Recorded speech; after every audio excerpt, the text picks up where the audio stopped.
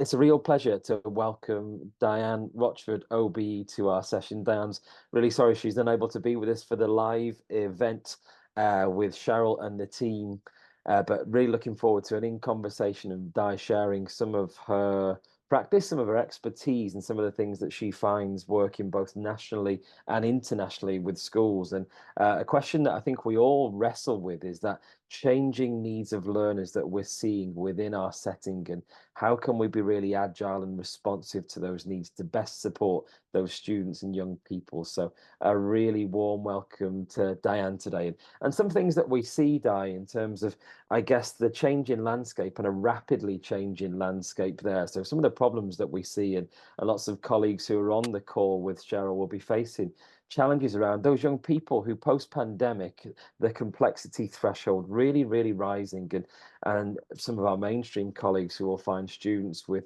really quite complex needs who maybe a year, 2 years, 3 years ago wouldn't have been within their setting. And we know all of those challenges around capacity in the system. So we could build those 3 specialist schools locally tomorrow, and we'd probably need 3 more sort of the week after. And I don't need to talk and labour the point too much about funding, but we know the DBV and the safety valve challenges, lots of things out there in the media. So it's a really complex system that we face. And what are the kind of things that you are seeing out there, Di, in terms of how we can meet the needs of those young people who are presenting in really different ways?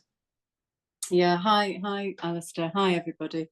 I think that there's no discussion about the fact that things have changed. They really have from even 5-6 years ago, and I think that alongside the changes in needs and the changes in our pupil population, we all schools have had to adjust, and it's been very difficult because there are funding issues and there are shortages of staff and expertise. But I think there are some things that schools still can do. But I think you almost just have to take the lid off it and be a bit brave at times. And I think certainly, coming through primary, there are a lot of children that may show difficulties and concerns, but they're not really coming in through the right avenues for mainstream sometimes. So you are faced at different phases with different difficulties. So I think for mainstreams, we've got to look at our systems. We've got to look at what we've been doing for a long time and actually really evaluate, are they working?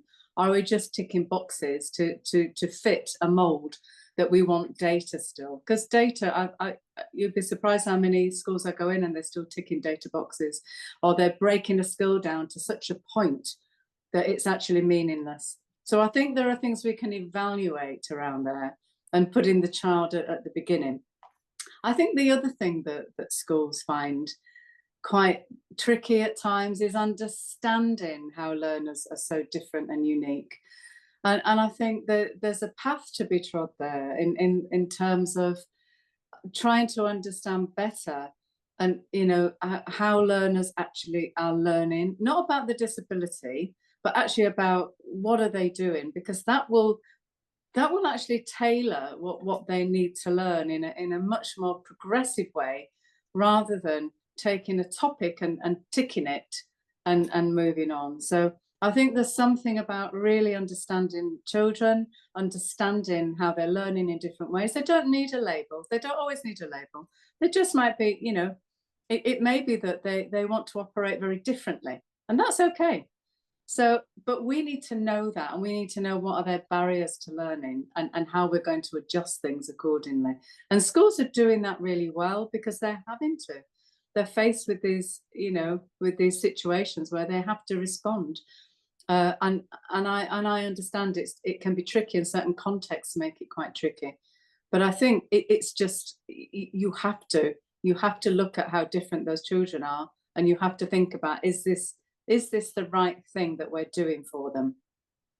Yeah, there's a couple of things that really jump out at me, Di, there. You say sort of boxes, and when we think about that deficit narrative that exists around so many of our learners with additional needs, and how that can sort of cap ambition and aspiration for those students and young people. And I often think, and I'm sure you'll find this, Diane, when you're around about in different schools, is almost we've lost the art of observation. So we have so much content to get through in the day, and it feels like a race through the lesson, through the morning, through the day, through the half term and the academic year there, without actually stopping to pause, to breathe, and to really observe and become experts with those students and young people, and really understand their needs, what's motivating, what's engaging for them. And I know that Alan's going to speak to the group online for the session with Cheryl, and you're going to talk about how evidence for learning can support that in terms of really having those in-depth conversations, asking ourselves those why questions. Why is it working like that on a Tuesday afternoon for that young person with that adult in that context, and really becoming the experts in those students and young people. Yeah, no, it's true. That's true. And I think, yeah, sorry. And I think going back to the first point, don't have to change the slide, but it is about putting the learners right at the center, and not necessarily the content at the center. So, building on what you've just said. So I think there's got to be a whole school understanding around what's the vision that you want to have. Are children going to access the same learning journey as everybody in the mainstream? Are they going to do it differently? How is it going to be adapted and modified? And I think that's really important. You have to know where you want to go, and you have to know what it's going to look like, how you're going to do it. And it might look very different through different phases. Well, it absolutely will look different. And I think, again, it's what is it you want them to know? Because you've got to somehow pull that together in a curriculum and a pathway, whichever way you want to look at it, or a class, it doesn't matter. But making sure that they have the essential knowledge, and they have the essential vocabulary, and they have the essential learning that's important for them. So, when you're doing something in a lesson that may be phonics, maybe they have to learn only certain sounds and content that others are maybe not learning, so they're not at that stage yet. So it's understanding really what stage of learning that they're at, and then what's it going to look like, how are you going to organize it. So I think if you start with your vision, understand what you want, understand how you're going to do it, and understand what the children need. Again, it's building on what do you know about the child, what do you know about the learner, and then you have to put it in phases, or you put it in stages, and make sure that you've got the progression with it. Because at the end of the day, their destinations will be somewhat different.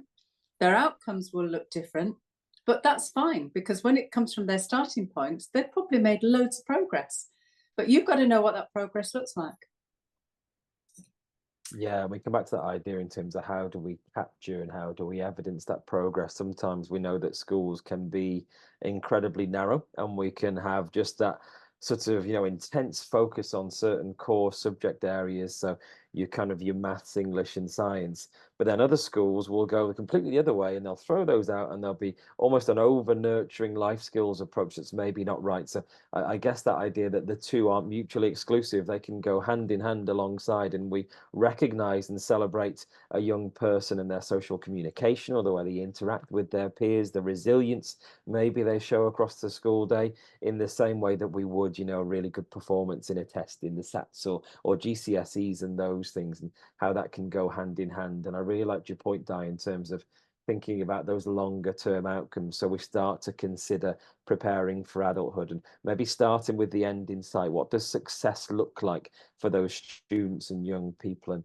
something I find down, I'd be interested to get your thoughts on, is I see lots of schools who get really bogged down in curriculum and things being really overcomplicated and very, very complex, whereas actually sometimes it's an accessible, simple message that can be owned and understood by all stakeholders in a school community. And we're talking leaders, teachers, support staff, we're talking parents, the learners themselves, that everyone can kind of get on board with. So what kind of things have you seen out there, Di, that work in that sort of space? Yeah, I think one of the traps that some schools fall into is they see somebody else using a curriculum, and they sort of think, oh, we can just use that ourselves, but you can't because your learners are different. So you've got to really take it back from the learner. So you can use certain ideas and themes and, you know, areas of that look really creative, but you've got to make it your own. And don't make it overcomplicated. Keep it in, you know, keep it in sections and keep it, you know, really clear about linking it to your vision, linking it to the child, and making sure that you know, they're going on that progressive learning journey through that curriculum.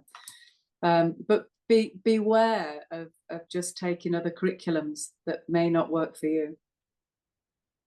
Yeah, and those things in terms of just that consideration around your own context, you know, if you're working in a school in inner city London, as compared to if you're in the kind of the Peak District in Derbyshire, what does Yeah. that look like in terms of those local opportunities and size of school and how you can engage with opportunities across the local community is going to look very, very different. So couldn't agree more, Di, that kind of off the peg, off the shelf thing.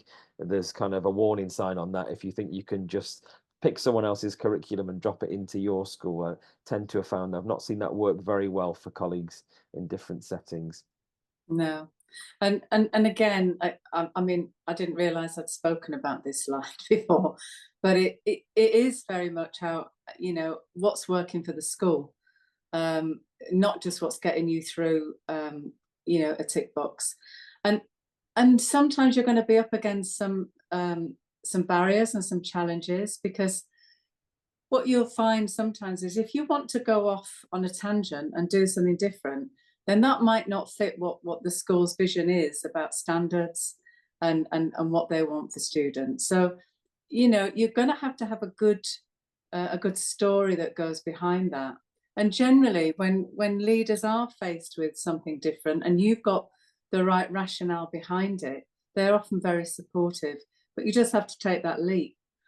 And then, you know, again, you've got to be brave about at what point is that child able to learn concepts, and how are you organizing those concepts in subjects? You know, at what stage of development are they? So that again, you know, that has to have progression straight, you know, again, straight from earliest developmental all the way through. Where is the student, or exactly on that journey? And that may not include directly teaching subjects. So you again, it's about that sort of that mix together of some may be able to access certain subjects really well, but others are really struggling in some. And actually, you again, it's about bespoke curriculum focus. And again, you know, how do you organize it at your school? Some will organize it through subjects all the way through. It will be key stages, it will be phases, it'll be themes. It actually doesn't matter as long as it works. If subjects don't work for those that can't access subjects, then you can't do subjects. You know, if you're doing, you want to do particularly work in key stage 3, and those students are operating at key stage 1, then you've got to think about the developmental age. And again, going back to what are the destinations? Where do you want them to be, and how are they going to get there? Because it's going to be really important that they've got the right alternative accreditations in place, certainly as they're going through, and you know what pathway they're going to go on. So I think it is complex, but your schools, you know your schools, you know, nobody can tell you exactly how to do it. They can guide you and say what may work here, but it actually is about your own context. Yeah, and I often think, Diane, in terms of that idea of what's the currency of those assessments or accreditation? Do they lead to those positive next steps? And if the answer is no, and that doesn't support a young person to go from key stage 1 to 2, or from primary to secondary, or secondary to post 16, or into the workplace in sort of a few years' time, then really asking ourselves the question, why are we doing them? What do they mean? Who are they for? And just to round off, Diane, and a last point whilst I've got you and really appreciate the time, is we spoke a lot there about, you know, schools and leaders being the experts in their school and their students and young people, and the need to be quite bold and innovative in terms of doing the right thing by those young people. Now, to do that, we need to have that sound kind of evidence base and something to pin that on. Otherwise, it's just on a whim, or it's just a storytelling, isn't it, almost? So I know we have Alan coming up who's going to talk more about evidence for learning, but the kind of things that you've seen where it's worked well, Diane, in terms of, again, how schools have really managed to capture those unique learning journeys that have really worked out well, you know, in terms of their curriculum development, working on their provision, external sort of Ofsted inspections and so on. What have you seen work really, really well? What I've seen work really well is the quality of the narrative, because the quality of the narrative tells you what they've actually learned, not just what they've done or completed in a task, that lesson. It can show you the whole progression of, you know, of that curriculum. And I think it's really important because the narrative also pinpoints what is it that teachers really understand about these learners, and are they tackling the right things? And also, when you bring that sort of evidence together and you're discussing it, it's a fantastic forum for CPD. You know, it actually, you can use those examples of really good practice to teach others, because you can see it. So using the videos, using the photos, but also the narrative that goes with it really, really does sort of perpetuate that expertise and understanding throughout your school. They're amazing prompts and starting points for professional discussion. And I think when schools get that right, you can see that innovation, you can see provision moving forward really positive and collaboratively. So, well, a huge thanks, Diane, for your time. It's been lovely to talk to you about all of those things. And again, an opportunity for colleagues in upcoming Learning Shared events where we can continue these discussions and conversations in real life with real people around the table. So we look forward to doing that really soon. So a huge thanks, Diane, and we'll see you soon. Pleasure. Thanks very much, Alistair.